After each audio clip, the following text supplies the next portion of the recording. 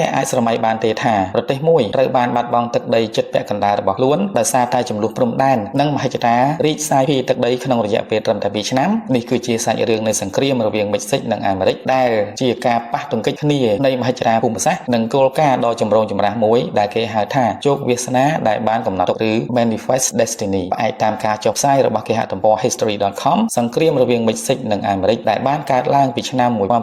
1846ដល់ឆ្នាំ1848គឺជាជម្លោះប្រដាប់អាវុធដ៏ធំដំបូងបង្អស់របស់សហរដ្ឋអាមេរិកដែលបានប្រយុទ្ធគ្នានៅលើទឹកដីបរទេសចំណុចស្នូលនៃសង្គ្រាមនេះគឺការចេញពីជំនឿដ៏មុតមមរបស់ប្រធានាធិបតី James K. Polk លើគោលការណ៍ Manifest Destiny ពោលគឺជំនឿថាសហរដ្ឋអាមេរិកមានជោគវាសនាក្នុងការពង្រីកទឹកដីឲ្យគ្របដណ្ដប់ទូទាំងទ្វីបរហូតដល់មហាសមុទ្រប៉ាស៊ីហ្វិកភាពតានតឹងបានចាប់ផ្ដើមឡើងនៅពេលដែលរដ្ឋ Texas បានប្រកាសឯករាជ្យពីមិចស៊ិចក្នុងឆ្នាំ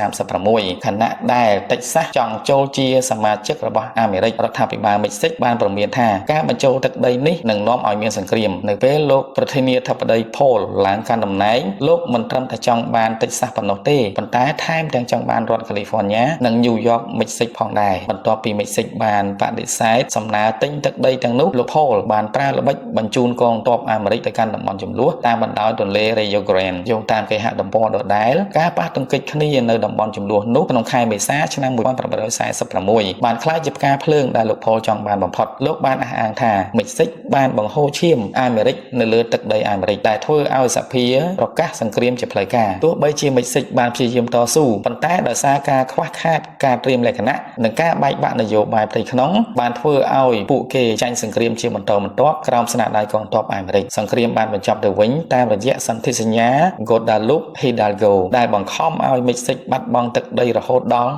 55% រួមមានរដ្ឋ California, Nevada, Utah និង Arizona នាពេលបច្ចុប្បន្នមេរៀនប្រវត្តិសាស្ត្រនេះបង្ហាញយើងថាព្រំដែននៃប្រទេសនីមួយៗជារឿយៗជាលទ្ធផលនៃអំណាចនិងយុទ្ធសាស្ត្រមិនមែនត្រឹមតែជាការកំណត់ដោយធម្មជាតិនោះទេចំណុចដ៏គួរឲ្យចាប់អារម្មណ៍មួយទៀតនោះគឺមាសត្រូវបានរកឃើញនៅក្នុងរដ្ឋ California តែប៉ុន្មានថ្ងៃប៉ុណ្ណោះមុនពេលសន្ធិសញ្ញាត្រូវបានចុះហត្ថលេខាប្រសិនបើពេលវេលានៃការរកឃើញមាសនោះកើតឡើងមុននេះបន្តិចភូមិសាស្ត្រនយោបាយនិងសេដ្ឋកិច្ចពិភពលោកអាចនឹងមានសភាពខុសប្លែកពីអ្វីដែលយើងឃើញនាពេលបច្ចុប្បន្នទាំងស្រុងការយល់ដឹងពីការប្រែប្រួលទាំងនេះជួយឲ្យយើងមើលឃើញពីតម្លៃនៃសន្តិភាពនិងការចរចាលើសពីការប្រើប្រាស់កម្លាំងបាយប្រវត្តិសាស្ត្រមិនមែនគ្រាន់តែជាការចងចាំនៃខែឆ្នាំប៉ុណ្ណោះទេប៉ុន្តែវាគឺជាមេរៀនសម្រាប់បច្ចុប្បន្ននិងអនាគតប្រសិនបើបងប្អូនយល់ថាវីដេអូចំណេះដឹងនេះមានតម្លៃសូមកុំភ្លេចជួយចុច Subscribe Like ដើម្បីទទួលបានវីដេអូអប់រំថ្មីៗបន្ថែមទៀតតើបងប្អូនយល់យ៉ាងណាដែរប្រសិនបើសង្គ្រាមនេះមិនបានកើតឡើងសូមបញ្ចេញមតិក្នុងប្រអប់ Comment ខាងក្រោមទាំងអស់គ្នា